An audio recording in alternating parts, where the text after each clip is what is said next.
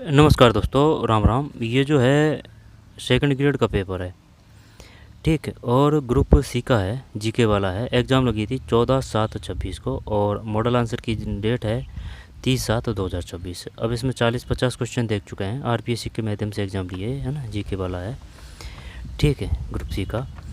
और बाकी के देखेंगे, है ना। ज़ोरदार शानदार क्वेश्चन है जिनका कोई पार ही नहीं है, ठीक। राजस्थान जिला परिषद के बैठकों से संबंधित निम्नलिखित कथनों पर विचार कीजिए, ठीक। आगे चलते हैं 40-50 से आगे। बताइए 41 में क्या करें। जब उपराष्ट्रपति राष्ट्रपति के रूप में कार्य करता है तो वह राज्यसभा के सभापति के कृत्यों का निर्वहन नहीं कर सकता, ठीक। ये बात सत्य है, ठीक है। जब उपराष्ट्रपति राष्ट्रपति के रूप में कार्य करता है तो वह राज्यसभा के सभापति के कृत्यों का निर्वहन नहीं कर सकता। जब उपराष्ट्रपति राष्ट्रपति के कृत्यों का निर्वहन करता है तो उसे राज्यसभा के सभापति का ही वेतन मिलता है। एक सही है, ठीक है। ये गलत है, तो वो वेतन नहीं मिलता। वही जब ड्यूटी अगर राष्ट्रपति की कर रहे हैं तो राष्ट्रपति का ही मिलेगा। दिनांक 2/2/2024 से निर्वाचन आयुक्तों की नियुक्ति राष्ट्रपति द्वारा एक त्रिसदस्यीय चयन समिति की सिफारिश पर की जाती है। निर्वाचन आयुक्तों की, जिसमें शामिल है प्रधानमंत्री है, पहले देख चुके हैं ना 50 तक। प्रधानमंत्री है, फिर है भारत के मुख्य न्यायमूर्ति नहीं है, लोकसभा में विपक्ष के नेता हैं, प्रधानमंत्री द्वारा नामित एक संघीय कैबिनेट मंत्री, ये है भाई साहब, ठीक है। नेहरू लिकायत समझौते से संबंधित निम्नलिखित कथनों पर विचार कीजिए।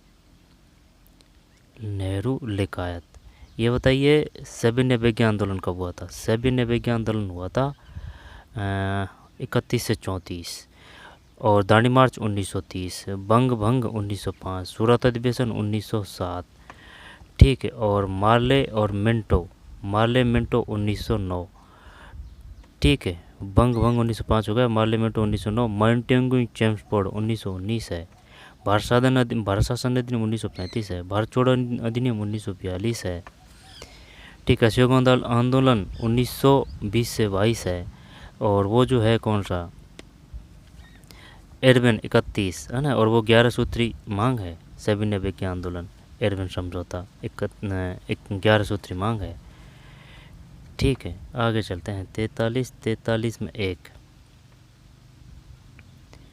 नेहरू लिकायत समझौता 8 अप्रैल 1950 को नई दिल्ली में भारत और पाकिस्तान के मध्य हस्ताक्षरित हुआ। नेहरू लिकायत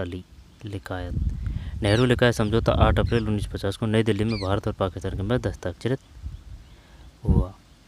भारत के निम्नलिखित पड़ोसी देशों में से कौन सा देश यूपीआई लाइव देशों की सूची तथा डिजिटल पब्लिक इंफ्रास्ट्रक्चर डीपीआई सहयोग हेतु हस्ताक्षर एमओयू देशों की सूची दोनों में सम्मिलित है। श्रीलंका है वही है ना, और ये आया भी था श्रीलंका, ठीक है। यूपीआई लाइव देशों की सूची तथा डिजिटल पब्लिक इंफ्रास्ट्रक्चर डीपीआई सहयोग हेतु हस्ताक्षरित एमओयू देशों की सूची में कौन शामिल है, श्रीलंका है। भारत के संविधान में उच्चतम न्यायालय से संबंधित अनुच्छेदों के अंतर्गत निम्नलिखित में किस अनुच्छेद में परमादेश रेट का 139 है वही है। अब जैसे कि एस प्रथा का है ना, एस प्रथा का उल्लेख है अनुच्छेद 17 में। स्वतंत्रता समानता भ्रातृत्व, ये कहाँ से लिए गए हैं, फ्रांस से लिए गए हैं। और 14 से जो 18 है ना, वो समानता का अधिकार है। प्राणवैध जो दैहिक स्वतंत्रता है ना, वो है अनुच्छेद 21, ठीक। और जो अनुच्छेद 21A है वो 6 से 14 तक के बच्चों से संबंधित है। 19 से वो अभिव्यक्ति की आज़ादी है, ठीक है। इसके बाद में जो नगर पालिका है उनके जो कार्य हैं वो 18 है। ग्राम पंचायतों के 29 है ना। 1993 से संबंधित है ये, चाहे ग्राम पंचायत हो चाहे नगर पंचायत हो। गैसे 11वीं गैसे ग्रामीण, ठीक है। और 29 कार्य, और वो 12वीं अनुसूची है नगर पंचायत, ये 11वीं अनुसूची है। ये 73वां है 11वीं अनुसूची, ये 74वां है नगरवाड़ा, ठीक है। और क्या है,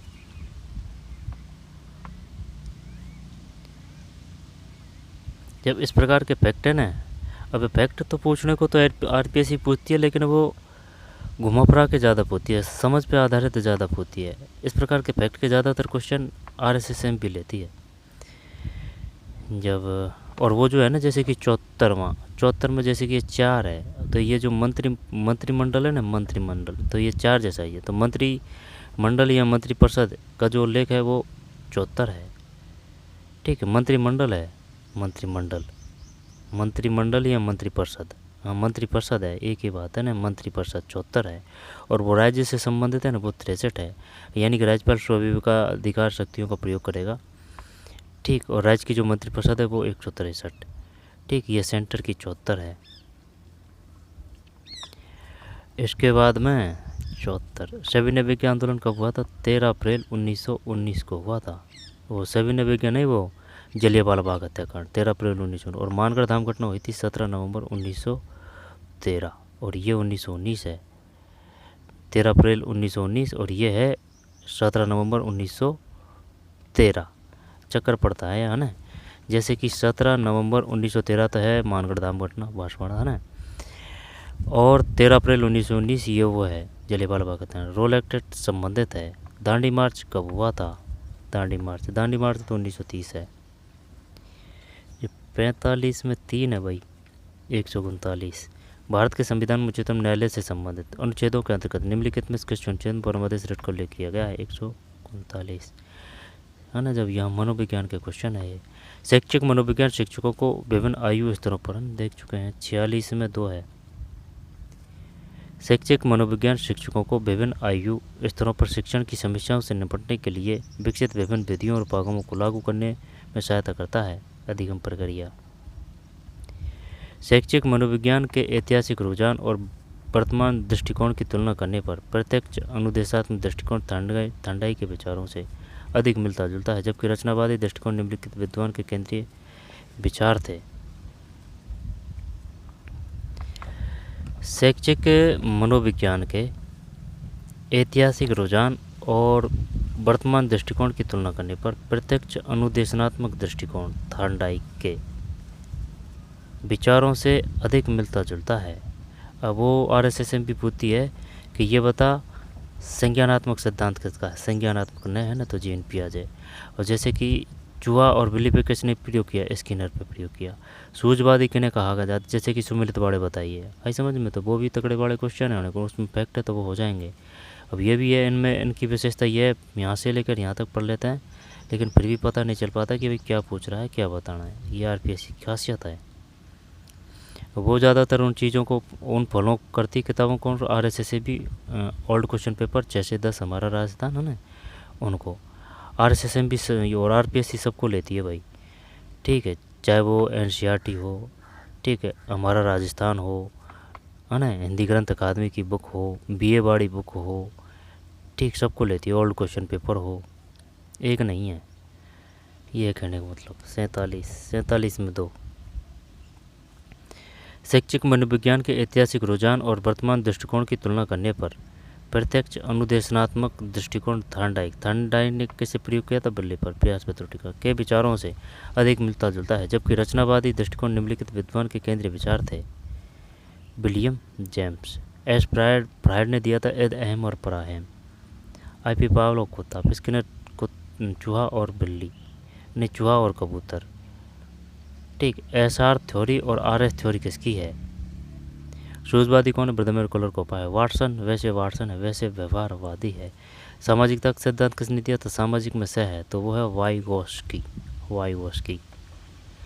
नैतिकता का सिद्धांत किसका है? कोहलबर्ग का है, कोहलबर्ग। ठीक है, किशोरावस्था को हॉल किया, ये किशोरावस्था को तूफान की अवस्था किसने कहा? है ना, JD हॉल। भाई हॉल है, उसमें तूफान आ रहा है, तो किशोरावस्था को तूफान की अवस्था किसने कहा? JD hall. 47 में 2 है, विलियम जेम्स। विकास के संबंध में निम्नलिखित में कौन सा कथन सत्य नहीं है? 3। विकास अगर देखें ना तो ये जो GK वाला है ना, वो टफ आया है क्वेश्चन पेपर, और वो जो है ना सब्जेक्ट वाला, वो इतना ज़्यादा टफ नहीं था। कहने का मतलब ये जो फर्स्ट है ना, इतना ज़्यादा टफ नहीं था, वो नॉर्मल था।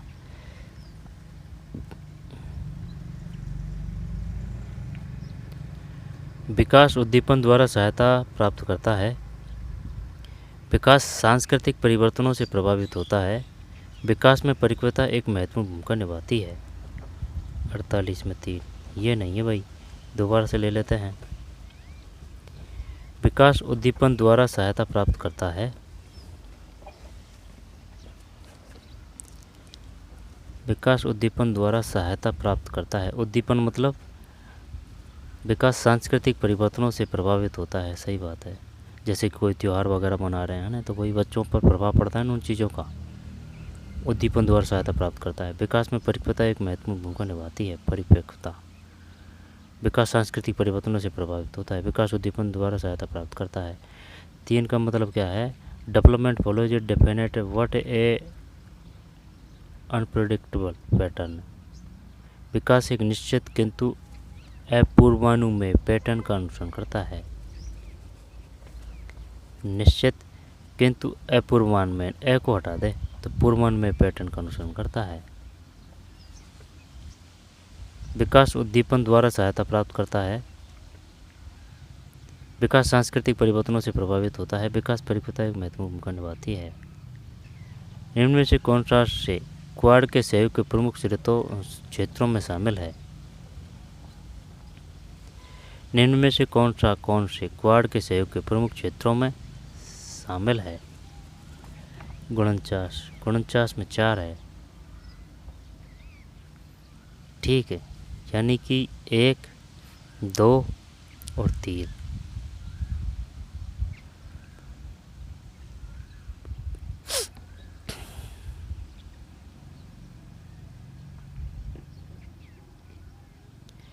निम्न में से कौन से क्वाड के सहयोग के प्रमुख क्षेत्रों में शामिल है?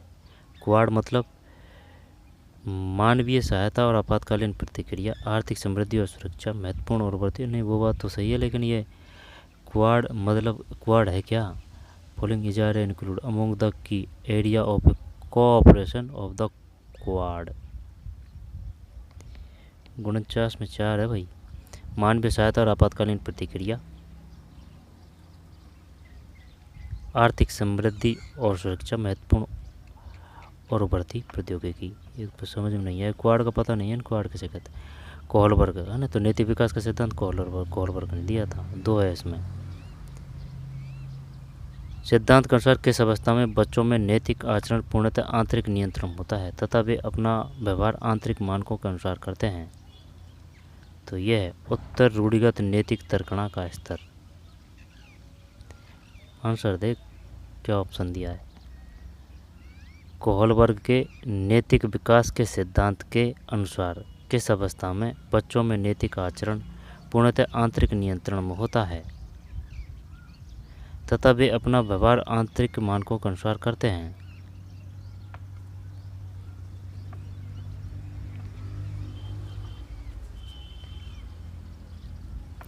उत्तर रूढ़िगत नैतिक तर्कणा स्तर। 50 में 2 है। कोहलबर्ग के नैतिक विकास के सिद्धांत के अनुसार किस अवस्था में बच्चों में नैतिक आचरण पूर्णतः आंतरिक नियंत्रण में होता है तथा वे अपना व्यवहार आंतरिक मानकों के अनुसार करते हैं? उत्तर रूढ़िगत नैतिक तर्कणा का स्तर। आ रही बात समझ में कि भाई उत्तर रूढ़िगत नैतिक तर्कणा का स्तर क्या होता है? 2 है भाई 50 में। नीचे उन मनोवैज्ञानिक के समूह के नाम दिए गए हैं जिन्होंने अधिगम के संज्ञानात्मक सिद्धांत में योगदान दिया। पता लगा इनमें से कौन सा समय से वंचित समय से संबंधित नहीं है।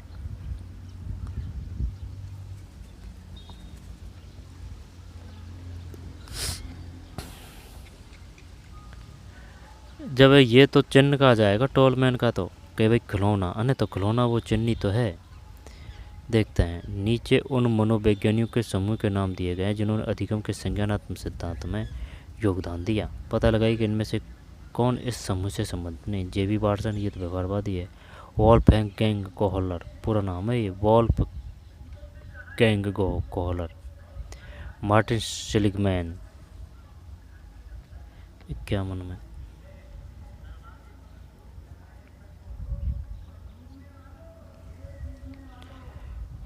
वाटसन है भाई। नीचे उन मनोवैज्ञानिक समूह के नाम दिए गए हैं जिन्होंने अधिगम के संज्ञानात्मक सिद्धांत में योगदान दिया। अब संज्ञानात्मक सिद्धांत तो जीन पियाजे का था, लेकिन है ना वो उसके अलावा पूछ रहा है। तो फिर ये है जेबी वाटसन। जेबी वाटसन व्यवहारवादी है भाई, और सूझवादी है ब्रदम एंड कॉलर कप्पा। ठीक, चंपाजी पर किसने प्रयोग किया था? कॉलर ने। 51 में एक जेबी वाटसन।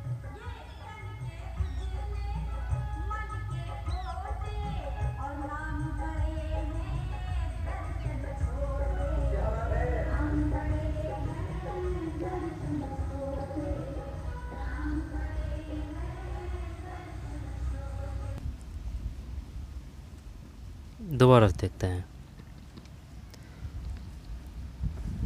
2 माध्यमिक विद्यालय के छात्रों में भावनाओं को नियंत्रित करने के लिए हस्तक्षेप योजना बनाते समय निम्नलिखित में कौन सा कथन सबसे अधिक लागू होगा? हस्तक्षेप योजना बनाते समय भावनाओं को। भावनात्मक व्यवहार हमारे व्यवहार के सीखे और अर्जित पैटर्न होते हैं। भावनात्मक व्यवहार हमारे व्यवहार के सीखे और अर्जित पैटर्न होते हैं। ठीक है। रचनावाद के संबंध में 2 मुख्य विचार नीचे दिए गए हैं। रचनावाद तो फिर शिक्षार्थी अपनी समझ के निर्माण में निष्क्रिय होते हैं। रचनावाद के संबंध 2 मुख्य विचार दिए। शिक्षावादी अपनी समझ के निर्माण में निष्क्रिय होते हैं। नहीं, ज्ञान निर्माण प्रक्रिया में सामाजिक अंत्यक्रिया महत्वपूर्ण होती है। ये बात तो सही है। तो फिर बी ले लेते हैं। ए गलत है, ए गलत, ए और बी दोनों सही है, ए और बी दोनों गलत है। ए सही है, बी गलत है, बी सही है, ए गलत है। ये रियान है 53 सही है भाई, ये तो सही गया। रचनावाद के संबंध में, रचनावाद उसको कहते हैं जैसे कि कुछ कर रहा है बालक, ठीक है, जैसे कि खिलौना खेल रहा, खिलौनों से खेल रहा है, या फिर जैसे कि वो रेत के हैं उनमें जैसे घर वगैरह बना रहा है, ठीक है, या फिर जो कागज़ है उससे कुछ वो बना रहा है, चील गाड़ी वगैरह। तो वो इस प्रकार की एक्टिविटी वो रचनावाद होती है। ज्ञान निर्माण प्रक्रिया में सामाजिक अंतक्रिया महत्वपूर्ण होती है। निष्क्रिय नहीं सक्रिय होते हैं। फ्रायड के व्यक्तित्व मनोविश्लेषण सिद्धांत से संबंधित नीचे 2 कथन दिए गए हैं। फ्रायड है ना, एकदम अहम और पराहम। और वो जो है ना फ्रॉवेल में जैसे कि बेल आ रही है ना, तो वो किंडरगार्टन है। अहम व्यक्ति की प्रवृत्ति जन्य ऊर्जा का स्रोत होता है। प्रवृत्ति जन्य ऊर्जा का ईगो है ना, इड अहम और पराहम, ये किसने दिए हैं? ये दिए फ्रायड ने, है ना। आग लगा दी भाई फ्रायड, है ना। फ्रावेल वो अलग है, वो किंडरगार्टन से संबंधित है। और वो मारिया मोंटेसरी से ही है। Ego is the shore of person intellectual energy.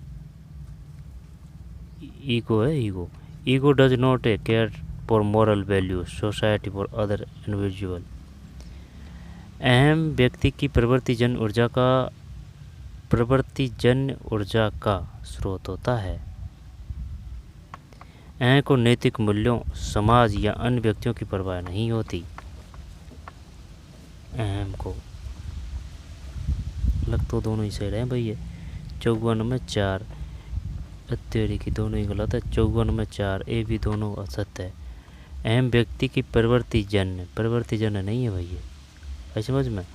Eco is the secure source है ना, सोर्स है, source of person intellectual energy. अहम को नैतिक मूल्यों, समाज या अन्य व्यक्तियों की परवाह नहीं होती है परवाह।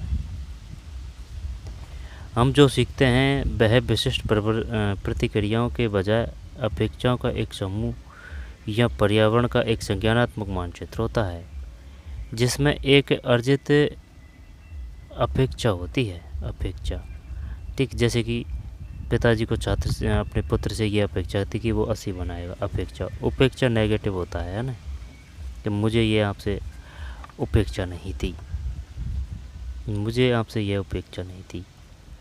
उपेक्षा, अपेक्षा, ये क्वेश्चन भी आ चुका है। अपेक्षा और उपेक्षा, कि भाई जो गुरुजी है वो छात्र की उपेक्षा कर रहे हैं, ठीक है। अपेक्षा होती है किसी विशेष संदर्भ में एक उद्दीपन के बाद दूसरा उद्दीपन होता है। 55 55 में 4 है संकेत अधिगम। हम जो सीखते हैं वह विशिष्ट प्रतिक्रियाओं के बजाय अपेक्षाओं का एक समूह या पर्यावरण का एक संज्ञानात्मक मानचित्र होता है जिसमें एक अर्जित अपेक्षा होती है। किसी विशेष संदर्भ में एक उद्दीपन के बाद दूसरा उद्दीपन होगा। तो 55 का मतलब है 4 संकेत अधिगम। संकेत अधिगम। परीक्षा में खराब प्रदर्शन करने के बाद जब एक बालक ने नए पेनों का एक सेट खरीदा तो उसने अपने मित्र से कहा कि अगली परीक्षा में मैं इन पेनों से बहुत अच्छा प्रदर्शन करूंगा। परीक्षा में खराब प्रदर्शन करने के बाद जब एक बालक ने नए पेनों का एक सेट खरीदा, बालक द्वारा किस समायोजन तंत्र का प्रयोग किया गया है? प्रतिक्रिया निर्माण, युक्तिकरण, प्रतिगमन, प्रक्षेपण। परीक्षा में खराब प्रदर्शन करने के बाद जब एक बालक ने नए पेनों का एक सेट खरीदा, ठीक है, तो उसने अपने मित्र से कहा अगली परीक्षा में मैं इन पेनों से बहुत अच्छा प्रदर्शन करूंगा। बालक द्वारा के समायोजन तंत्र का प्रयोग किया गया। प्रतिक्रिया निर्माण, रिएक्शन परफॉर्मेशन, युक्तिकरण, रेटलाइजेशन, प्रक्षेपण, प्रोजेक्शन, प्रतिगमन, रिग्रेशन। ये करें क्या इसमें? रिएक्शन परफॉर्मेशन 56 में ना भैया ना, ये तो युक्तिकरण है। रिलेशनाइजेशन है ना, रिलेशनाइजेशन युक्तिकरण है। ये प्रतिक्रिया निर्माण, रिएक्शन परफॉर्मेंस, रिएक्शन परफॉर्मेंस है ना, ये बोलते हैं प्रतिक्रिया निर्माण। युक्तिकरण को बोलते हैं रिलेशनाइजेशन, RATIONALI, रिलेशनाइजेशन है ना। प्रक्षेपण प्रोजेक्शन, प्रतिगमन रिग्रेशन। 56 में 2 गार्डनर ने बहुबुद्धि सिद्धांत के अनुसार निम्नलिखित प्रकार की बुद्धिमत्ता का सजा ना, जब बहुबुद्धि सिद्धांत गार्डनर का है। और कैटल का कौन सा है? कैटल का है बुद्धि का तरलतक सिद्धांत। 16 पीएफ किसने दी थी? कैटल ने दी थी कि भाई चाय की केटली में 16 पीएफ डाल के चाय पी रहे हैं। तो कैटल बुद्धि का तरलतक सिद्धांत किसने दी थी? कैटल ने, है ना, 16 पीएफ।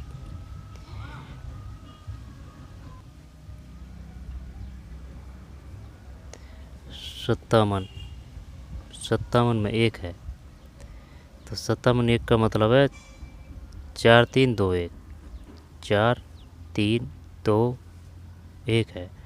शारीरिक गतिज तो फिर खिलाड़ी है।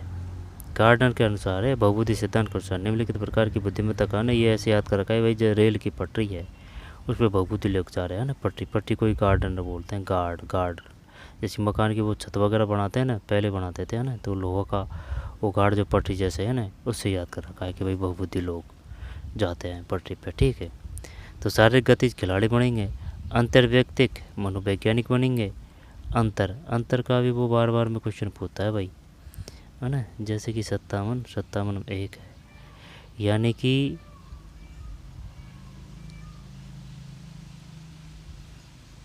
अंतर तो फिर उल्टा है ना, 4 3 2 1। जब जैसे कि अंतर का हो जाएगा, अंतरा को बोलेंगे इंटरपर्सनल, ठीक है, साइकोलॉजिस्ट।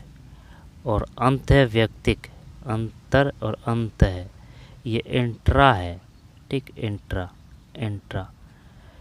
जब अंतर व्यक्तिक यानी कि जैसे कि 2 व्यक्ति है, यहाँ पर और भी व्यक्ति है, तो इनकी अंदर की बात जानने का जो काम करता है ना, वो है अंतर, यानी कि इंटरपर्सनल।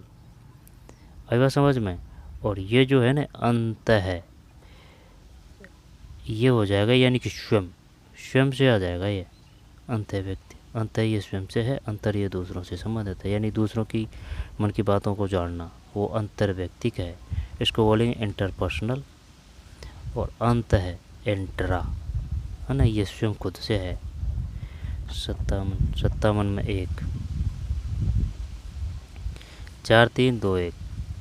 तो फिर शारीरिक गतिज खिलाड़ी, अंतर्व्यक्तिक मनोवैज्ञानिक अंत है। हाँ, तो ये दार्शनिक है, ये खुद से, है ना, अंत है।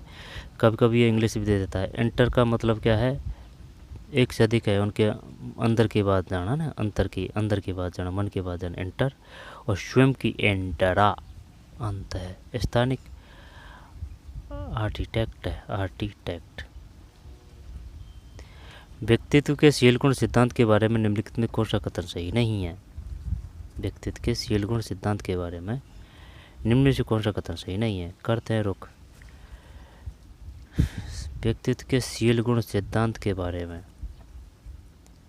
कौन सा कथन सही नहीं है? एक शील गुण उपागम लोगों की केवल द्वितीय विशेषताओं की पहचान करने का प्रयास करता है। शील गुण को क्या बोलेंगे? Which of the following statement in the incorrect about trait theory of A personality? तो भाई साहब, व्यक्तित्व के शील गुण सिद्धांत के बारे में वो जो है ना, से सेल्डन, वो शारीरिक का सिद्धांत किसने दिया था? सेल्डन ने। और वो जो है ना युंग ने भी शानदार दिया था। ये ऐसे कर रखा है कि भाई जुंग दे रहा है ना, तो इसने भी शानदार दिया था, लेकिन उन्होंने अच्छी बात कही है, इसने कहने का मतलब है अच्छा सिद्धांत इसका युंग का। और टॉलमैन से तो ये तो खिलौने से है, टॉलमैन, है ना, तो ये चिन्ह है, तो ये खिलौने हैं, जैसे कि ये खिलौना है तो ये चिन्ह ही तो है, तो टॉलमैन से टॉय, है ना, तो चिन्ह, ऐसे याद कर रखा है। बहुबुद्धि सिद्धांत है वो गार्डनर है। अब है ना, जैसे कि वो देगा एक समूह कारक सिद्धांत किसका है? से मुँह है कारक, तो भाई थोक के हिसाब से, है ना, तो थर्स्टन। तो समूह कारक सिद्धांत थर्स्टन का है। आई बात समझ में? समूह कारक, ठीक, तो थर्स्टन यानी थोक, तो थोक जो बोलते हैं भाई, थोक के हिसाब से लेके आए हैं सब्जी, तो इसका मतलब हो गया भाई वो समूह है ना, तो समूह कारक सिद्धांत थर्स्टन। केटल का हो गया बुद्धि का सिद्धांत। बुद्धि लब्धि का सूत्र है ME/C/100। बुद्धि लब्धि हमेशा ऊपर आएगी, मेंटल एज। और वो बोलने का सबसे बेस्ट तरीका वो है SBPL, सुनना, बोलना, पढ़ना, लिखना। 58 में 1 है। व्यक्तित्व के शील गुण सिद्धांत के बारे में निम्नलिखित कौन सा कथन सही नहीं है? ये सही नहीं है। एक शील गुण उपागम लोगों की केवल द्वितीय विशेषताओं की पहचान करने का प्रयास करता है। एक शील गुण उपागम लोगों की केवल, ये जो है ना, ये केवल तो सही है, ज़रूर नहीं है कि हमेशा जो केवल है वो क्वेश्चन गलत हो, लेकिन सिर्फ ये द्वितीय नहीं है ना। और ये भी दिमाग में मत रखना फतूर कि चल भाई केवल आ गया, ना, आजकल आधुनिक हो गया सब सिस्टम। एक शील गुण उपागम लोगों की केवल द्वितीय विशेषताओं के बारे में बात नहीं करता है, ठीक, तो फिर ये सही हो जाएगा। शील गुण समय के साथ अपेक्षाकृत स्थिर होते हैं। Trait are a reliability stable over time. Trait are a reliability stable over time. शील गुण सामान्यतः विभिन्न परिस्थितियों में स्थिर रहते हैं, ठीक। व्यक्तियों में शील गुणों की प्रबलता एवं संयोजन भिन्नता रखते हैं। तो देखते हैं 58 का मतलब 1 है। व्यक्तित्व के शील गुण सिद्धांत के बारे में निम्नलिखित में कौन से कथन सही नहीं है? ये नहीं है।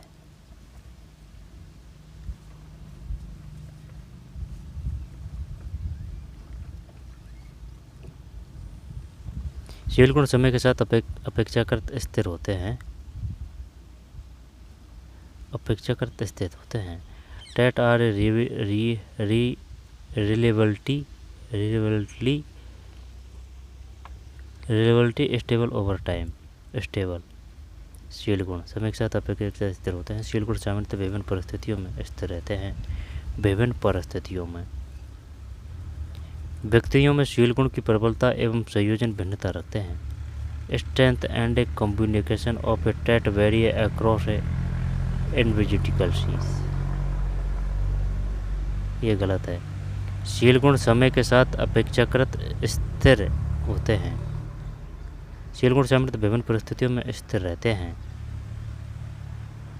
व्यक्तियों में शील गुणों की प्रबलता एवं संयोजन भिन्नता रखते हैं। मनोविज्ञान के 20 क्वेश्चन है, लेकिन ये काफ़ी डायरेक्ट इनडायरेक्ट से काफ़ी चीज़ें बता देते हैं भाई। निम्नलिखित में से कौन सी क्षमता गोलमैन है ना, टोलमैन, गोलमैन का टोलमैन, गोलमैन, गोलमैन द्वारा टोलमैन, टोलमैन का कौन सा है तो भाई टोलमैन का वही है चिन्ह, ठीक, टोलमैन का टोलमैन। प्रस्तावित संवेगात्मक बुद्धिमत्ता प्रतिमान में शामिल नहीं है, गोलमैन का है ना, सहसे सेलन सहसे शारीरिक। निम्न में से कौन सी क्षमता गोलमैन द्वारा प्रस्तावित संवेगात्मक बुद्धिमत्ता प्रतिमान में शामिल नहीं है?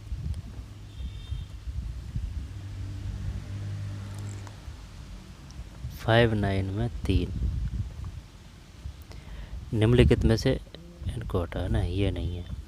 निम्नलिखित में से कौन सी क्षमता गोलमैन द्वारा प्रस्तावित संवेगात्मक बुद्धिमत्ता प्रतिमान में शामिल नहीं है? Which one of the following is a not an ability is a emotional, emotional की बात कर रहा है भाई। Intelligence, emotional intelligent model proposed by A Goleman. तो इमोशनल इंटेलिजेंस की बात किसने की थी? गोलमैन ने की थी। वो टोलमैन अलग है, गोलमैन अलग है। आएगा समझ में? जब है ना कुछ विद्वानों इमोशनल इंटेलिजेंट को है ना सबसे तगड़ी बुद्धि कहा है। जैसे कि मान लेते हैं दो मित्र है, एक मित्र है उसका जो IQ लेवल कम है, ठीक, IQ लेवल कम है, ठीक है, लेकिन इमोशनल इंटेलिजेंस ज़्यादा है, इमोशनल ज़्यादा है उसमें। तो फिर वो है ना, ये जो उससे दोस्त है ये पास हो गया, ठीक, लेकिन ये इसका अपमान कर देता है, कुछ इस प्रकार से बात कर देता है जो उसको चुभ जाती है। तो ये मेहनत करता है और ये इतनी करता है जो इससे भी ऊंचा बन जाता है।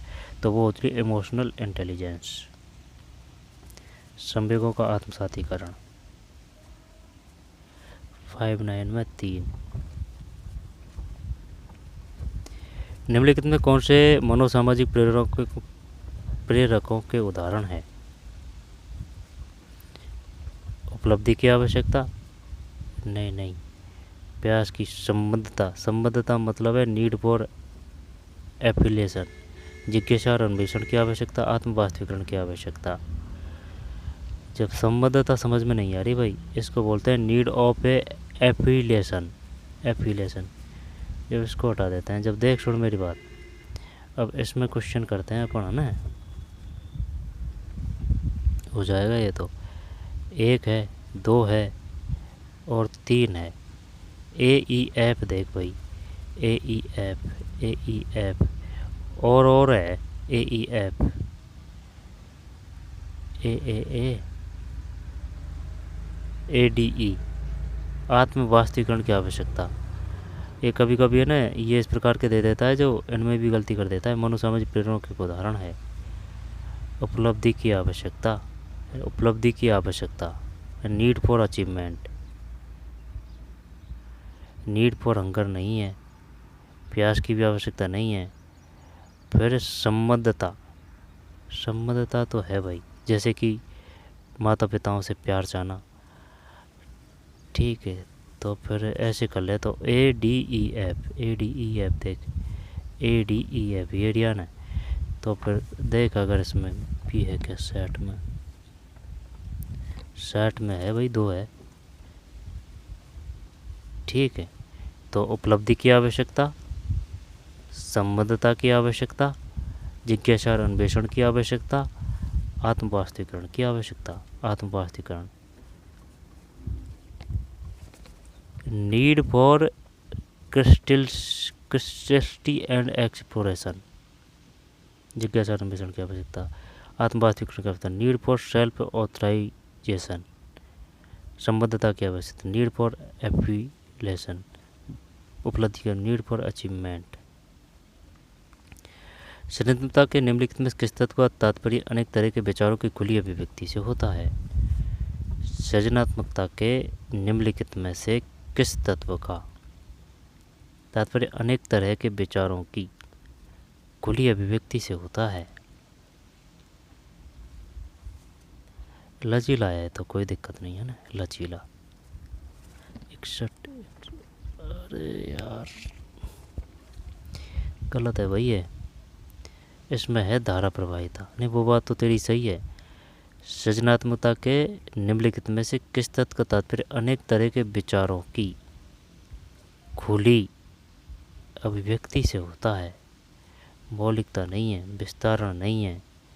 जब 61 में एक धारा प्रवाहिता ओल्ड क्वेश्चन है ना, वो काफ़ी कुछ बता देते हैं भाई। ओल्ड क्या है, ताज़ा ही है, लेकिन ओल्ड चाहे वो 10 साल पुराना ही हो, लेकिन इनका अलग ही लेवल होता है। आई समझ में, सब चीज़ें दे देते हैं ये। धारा प्रवाहिता को बोलते हैं फ्लुसेंसी, विस्तारण को बोलते हैं एल्यूबरेशन, लचीलापन फ्लेक्सिबिलिटी, मौलिकता ओरिजिनलिटी।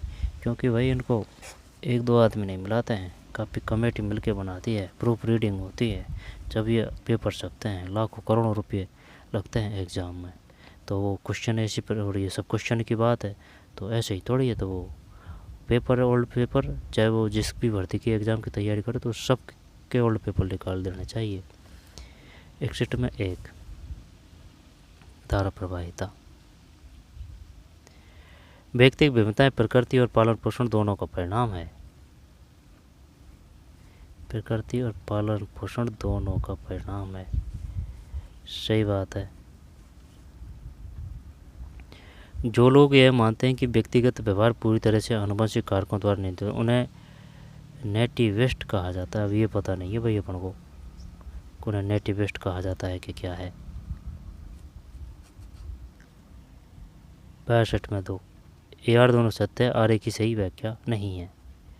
व्यक्ति भिन्नताएं प्रकृति और पालन पोषण दोनों का परिणाम है।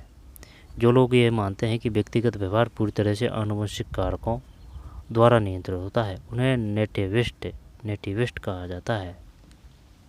ठीक, नेटिविस्ट कहा जाता है, नेटिविस्ट। व्यक्तिगत भिन्नताएं प्रकृति और पालन पोषण दोनों का परिणाम। जो लोग ये मानते हैं कि व्यक्तिगत व्यवहार पूरी तरह से आनुवंशिक कारकों द्वारा नियंत्रित, उन्हें नेटिविस्ट कहा जाता है। नेटिविस्ट किसे कहते हैं? ठीक, वो दे दिया उसने, नेटिविस्ट। व्यक्तिगत कारक, व्यक्तिगत व्यवहार पूरी तरह से आनुवंशिक, आनुवंशिक पे जोर दे रहे हैं। यूडीएल का पूर्ण रूप क्या है? ठीक है, रैम को बोलते हैं रैंडम एक्सेस मेमोरी, रोम को बोलते हैं रीड ओनली मेमोरी। और जैसे कि के बी एम बी है ना, K B M B G B T B, तो वो चलता है, सबसे छोटी इकाई होती है बिट। बिट के बाद में नेवल आ जाएगा। ठीक, नेवल, नेवल के बाद में वाइट। जो वाइट है ना 8 बिट से बन के मिलती है, नेवल है ना जो 4 बिट से मिलेगा। तो bit naval white, bit naval white, bit naval और वाइट। ठीक, तो सबसे छोटी इकाई बिट है, बिट के बाद में जो नेवल बनेगा ना 4 बिट से, वाइट 8, वाइट में वह है तो 8 है। ठीक, फिर K B M B G B T B चलेगा, 1024 आर पार चलेगा। जैसे कि K B kilobyte, K B M B से megabyte, K B M B M B के बाद में G B gigabyte, K B M B G B T B से terabyte, K B M B G B T B के बाद में है P B, बीड़ी पीने से टी बी होती है पी बी, तो पेटा बाइट, फिर टी बी टेरा बाइट। अब इसके बाद में है जियो, जियो टी बी पे बी बी, नहीं K B M B G B T B P B. इसके बाद में फिर आ जाएगा, जैसे कि एक्स वाई जेड क्रम से लिखते हैं ना अपन, तो पहले एक्स आ जाएगा, लेकिन जेड पहले आएगा, एक्साबाइट, इसके बाद में जेट्टाबाइट, फिर योट्टाबाइट आएगा। फिर है बी बी, प्रोटोबाइट, जो बी बी है, जो जियो टी बी पी बी देख रही है, तो जियो टाइप है ना, वो लास्ट की है। 63 1 यूडीएल का पूर्ण रूप क्या है, जिसका उपयोग कक्षाओं में सामान्य और विशिष्ट शिक्षा के विद्यार्थियों के लिए समावेशी अनुदेशन हेतु किया जा सकता है? Universal design for learning, universal design for learning. ठीक, UDL.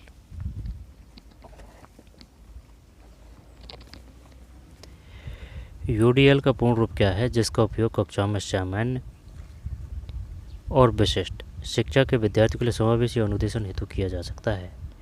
Universal design for learning, सामान्य और समावेशी।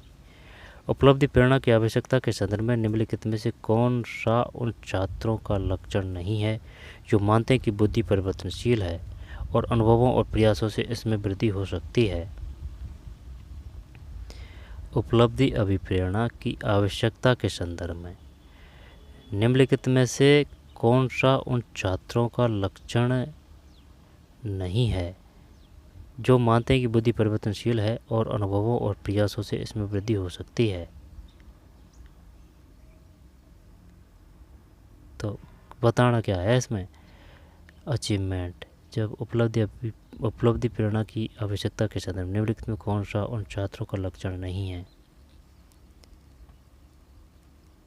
जो मानते हैं कि बुद्धि परिवर्तनशील है और अनुभवों और प्रयासों में इसमें वृद्धि हो सकती है। इनमें आंतरिक नियंत्रण केंद्र की प्रवृत्ति होती है। इनमें बाह्य नियंत्रण केंद्र की प्रवृत्ति होती है। चुनौतियों का सामना करने पर वे अपने प्रयासों को बढ़ाते हैं। वे नई रणनीतियाँ विकसित करते हैं और नए कार्यों में संलग्न होते हैं।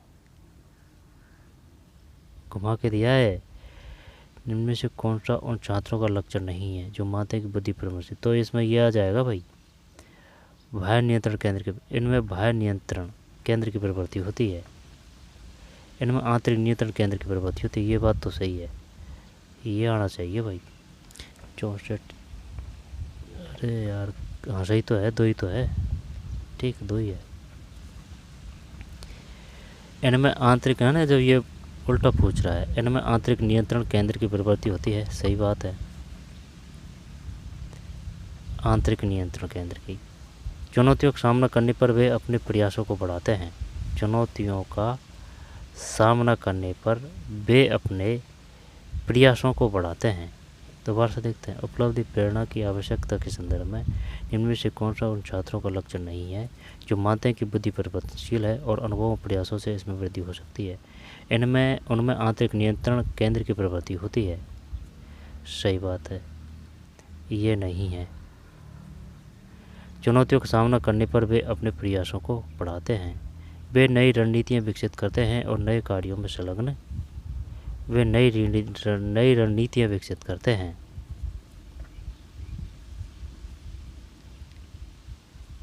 और नए कार्यों में संलग्न होते हैं।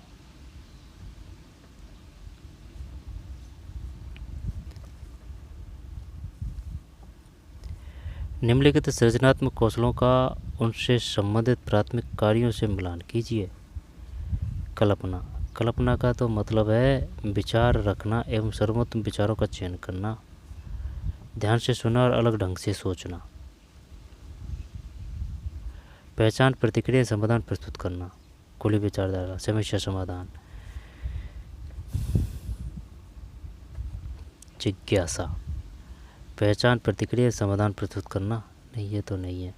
समाधान तो फिर तो ये तो इसका तो ये हो जाएगा। खुली विचारशीलता का मतलब है विचार रखना एवं सर्वोत्तम विचारों का चयन करना।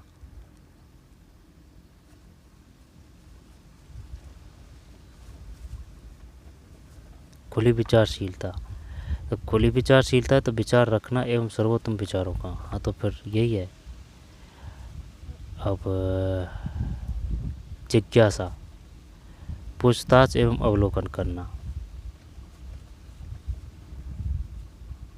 कल्पना का ये कर दें, जिज्ञासा का देखते हैं, दिखाना ना क्या है इसमें।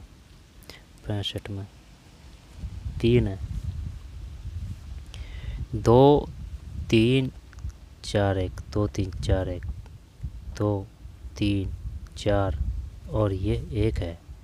जिज्ञासा का मतलब है पूछताछ एवं अवलोकन करना, सही बात है। कल्पना, विचार रखना एवं सर्वोत्तम विचारों का चयन करना।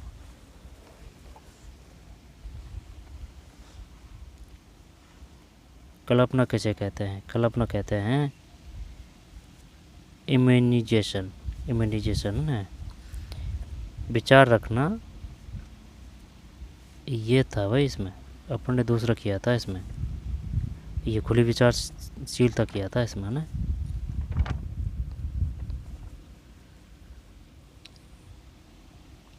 क्यूरियोसिटी, जिज्ञासा बोलते हैं क्यूरियोसिटी को, तो इसका मतलब है इंक्वायरी एंड ऑब्जर्व, ठीक है, पूछताछ में अवलोकन करना। कल्पना, तो इसका मतलब है इम्यूनाइजेशन, तो फिर have ideas and select from the best, विचार रखने सर्वोत्तम विचारों का चयन करना। खुली विचारशीलता, ध्यान से सुनना और अलग ढंग से सोचना, इसको बोलेंगे ओपन माइंड्स, ओपन माइंडनेस, ध्यान से सुनना और अलग ढंग से सोचना। समस्या समाधान, पहचान, प्रतिक्रिया एवं समाधान प्रस्तुत करना। पहचान, प्रतिक्रिया, समाधान प्रस्तुत करना। निम्नलिखित में 21वीं सदी के कौशलों को उनकी विशेषताओं से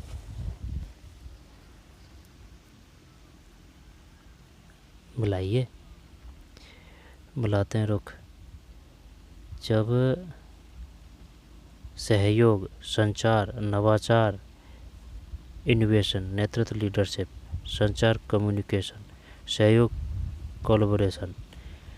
जब संचार का है प्रभावी ढंग से मिलकर काम करने की क्षमता, टीम नेतृत्व करने की क्षमता, नेतृत्व तो ये हो गया ना, तो डी में 2।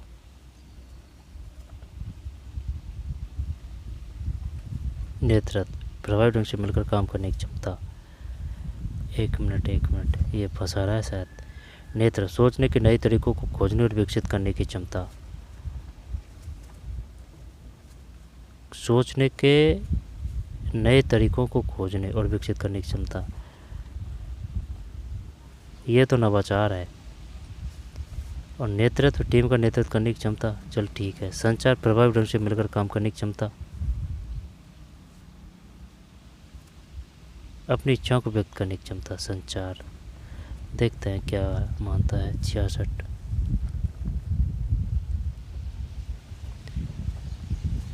66 में 1 मिनट।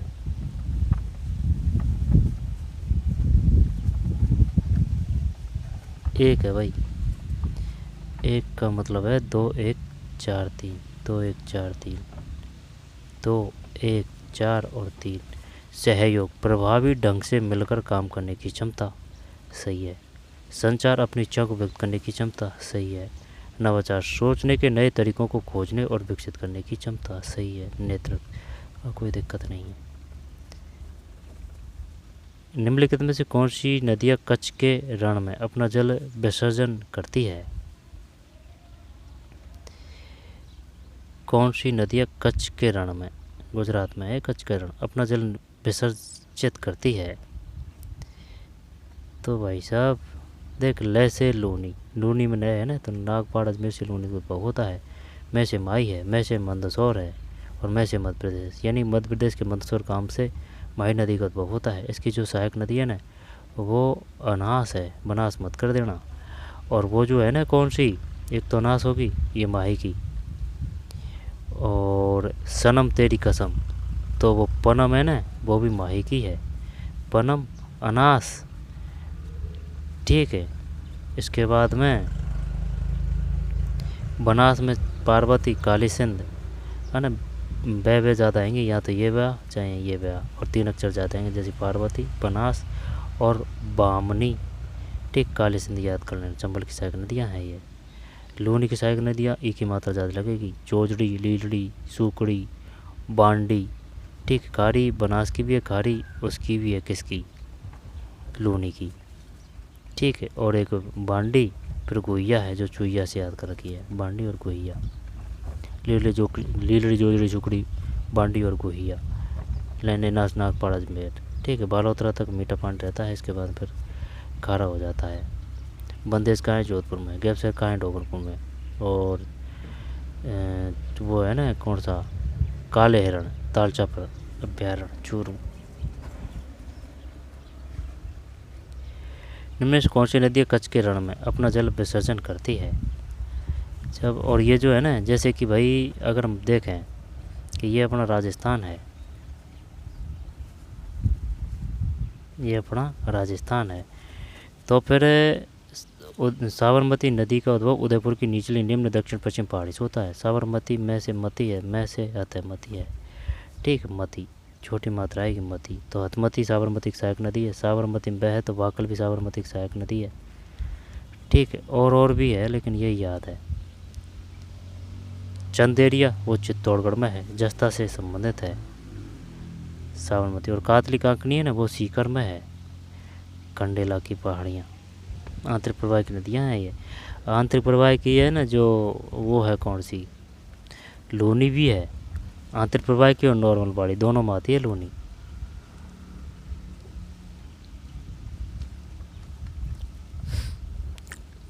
चरणवती किसको कहा गया है? चंबल को। 67 में 3। निम्न में से कौन सी नदी कच्छ के रण में अपना जल विसर्जन करती है? लूणी तथा पश्चिमी बनास। राजस्थान पाई जाने वाली भेड़ों के नस्ल के सही समूह की पहचान कीजिए। अब मैंने भैंस का तो पता है भाई, भैंस की नस्ल बताइए। तो भैंस से बहन है, तो भैंस से ही भैंसाना है, महसाना है, भैंसाना महसाना, मुर्रा है, कुंडी है, सूरती है। भाई भैंस की शक्ल अच्छी है, सूरती। तो महसाना, भैंसाना, मुर्रा, कुंडी, सूरती। और एक जाफराबादी है, जाफराबादी। ठीक। नागौरी वो गाय है, नागौरी। ठीक। बैल। जाफराबादी थारपार की नस्ल है, वो भी गाय की है, जैसलमेर में मिलती है वो थारपार की नस्ल। खंडीन है ना, ये जल संरक्षण पद्धति है जैसलमेर के पालीवाल ब्राह्मणों की। गुमान सिंह है ना, गुमान सिंह, इसने पटमों की हवेली का निर्माण करवाया था। ठीक है, जैसलमेर पटमों की हवेली, गुमान सिंह। स्वर्णकोटी वो टोंक है। राजस्थान पाई जाने वाली भेड़ों के नस्ल के सही समूह की पहचान कीजिए। और वो जो है ना, जैसे कि वैसे बैरे बड़ी, वैसे बैकरी है। पुंगल नस्ल है ना, पुंगल, वो भी भेड़ की है, बीकानेर में मिलती है ये, है ना।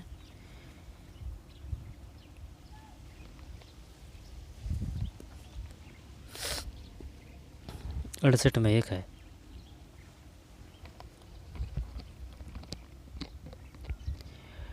मगरा, सोनाड़ी, नाली, पुंगल।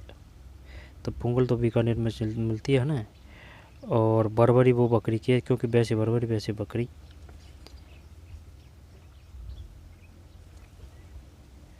और वो जो है ना, एक है भारतीय मैरिनो। भारतीय मैरिनो किसको कहा जाता है?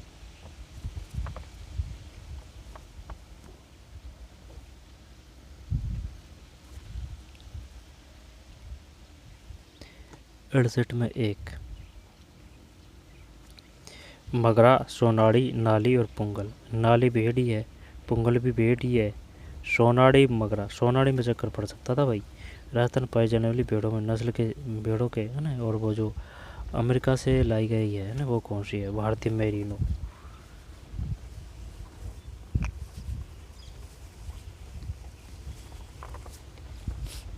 एक है भाई 68 में। राजस्थान पाई जाने वाली भेड़ों के नस्ल के सही समूह की पहचान की। मैगेरा, सोनाड़ी, नाली। और नाली वो और है, जैसे कि नाड़ी जल संरक्षण पद्धति है, नाड़ी, और ये नाली है। तो नाली, पुंगल, ये पुंगल तो बीकानेर में है, नाली। ठीक है। सोनाड़ी, मैगेरा। जखराना किसकी नस्ल है? जखराना, वैसे बरबरी वैसे बकरी है।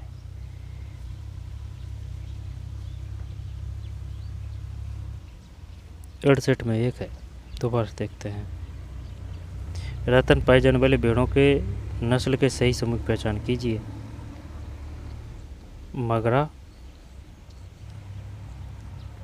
सोनाड़ी, सोनाड़ी, नाली, पुंगल। पुंगल तो अपन जानते हैं बीकानेर में है, नाली। ठीक है, नाली, ये भी भेड़ की नस्ल है। सोनाड़ी, सोनाड़ी। तो ऐसे कर ले भाई, भेड़ है। अब ये अड़ाड़ी अड़ेड़ है तो काफ़ी मिल जाएगा भाई, ऐसे नहीं पड़ी पार। तो भाई भेड़ है जो सोना से है ना, याद कर सकते हैं, भेड़ सोना। और मैगेरा, जखराना, ये किसकी है? बरबरी तो बकरी है, वैसे बरबरी वैसे बकरी है। और जैसे कि जैसलमेरी, बाड़मेरी, बीकानेरी, ठीक, मारवाड़ी, वो किसकी नस्ल है? इनमें चक्कर पड़ता है, भेड़ की भी होती है, बकरी की भी होती है। 68 में मगरा, सोनाड़ी, नाली और पुंगल। निम्न से कौन सी गेहूं की संकरित किस्म नहीं है? चंबल, सोनालिका है, RHB 30 है। अब मंगला ना, ये RHB 30 है भाई, जानबूझ के दिया है इसने ये ऑप्शन। निम्नलिखित में से कौन सी गेहूं की संकरित किस्म नहीं है? ठीक है, जबकि चंबल 65 है, मंगला है और सोनालिका है। 6 9 में 4। दोबारा से देखते हैं, निम्नलिखित में से कौन सी गेहूँ की संकरित किस्म नहीं है? RH-B 30, चंबल 65,